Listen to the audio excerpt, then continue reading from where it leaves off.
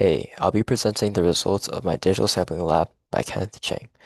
This experiment focused on how different materials respond to mechanical tapping and how we can analyze those responses using digital signal processing tools like fast Fourier transforms and exponential decay fitting. When you tap a material, it produces vibrations that decay over time. These vibrations form unique sound waves based on the material's properties, like stiffness and damping. In this experiment, I used digital sampling to capture those vibrations and analyze them in both the time domain and frequency domain. This let me compare how materials like metal, wood, ceramic, and plastic behave under impact. The motivation is to understand how energy dissipates in different materials and their material properties and how we can extract mechanical behavior from electrical signals. The setup began with validating my microphone using the DAC. I compared signals from a reference 3.5 mm audio jack to those captured by the microphone given in the kit, using a tone generator to produce sine waves at different frequencies. The objects used were all kitchen spatulas or ladles of each material. Next, I tapped each material 3 times on the handle of the kitchen appliance using a pen and recorded both the time history and power spectrums.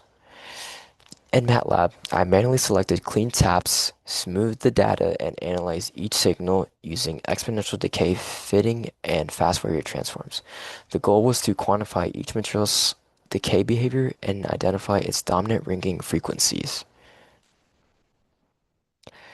Before analyzing the signals, I had to make sure the digital sampling was set up correctly. The first thing I learned was the Nyquist frequency, which is half the sampling rate, defines the maximum frequency we can accurately capture. If we sample too low, we get aliasing, where high frequencies appear falsely at lower values.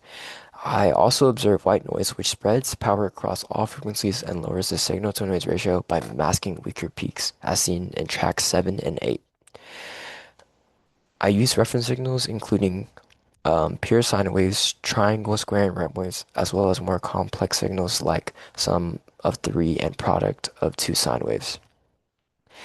I also learned that the sampling rate sets the highest observable frequency, while record length affects frequency resolution. Each waveform had a distinct fingerprint in the power spectrum. For example, square waves showed strong odd harmonics, while amplitude modulated signals produced multiple peaks. This helped me better understand how real-world signals can be broken down into simpler sinusoidal components and how that reflects in their spectrum. So these are the fast Fourier transform graphs for each material. Metal showed the highest peak frequency at 7,208 Hz, indicating high stiffness and a sharp, clean ring. Wood was around 1,764 Hz, showing a more natural mid-range tone. Ceramic had a surprisingly low peak of 377.27 Hz, which may reflect brittle damping, and plastic was at 443 Hz, the lowest consistent with its soft, damped nature. So this is a graph of the fast Fourier transforms all combined, and interestingly, we can see that oops, ceramic and metal had similar frequency ranges, as you can see, but the metal had sharper and taller peaks, showing better energy retention. Wood had the lowest overall amplitude, indicating strong internal damping. As for the decay results, we have 4 graphs of decay of each material, and metal had the longest ring with a decay time of 0.13 seconds. Wood and ceramic very close, decaying at 0.07, 0.06 seconds, and plastic had the shortest at 0.04 seconds, meaning it lost the energy the fastest.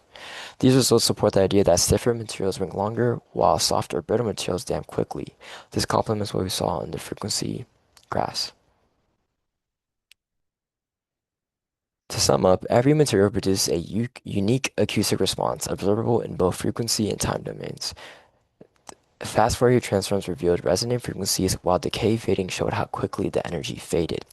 Metal was the most resonant and longest lasting, and while plastic was the most damped. These results show how material stiffness correlates with high frequency, long lasting ringing, and how damping leads to faster decay and lower resonance.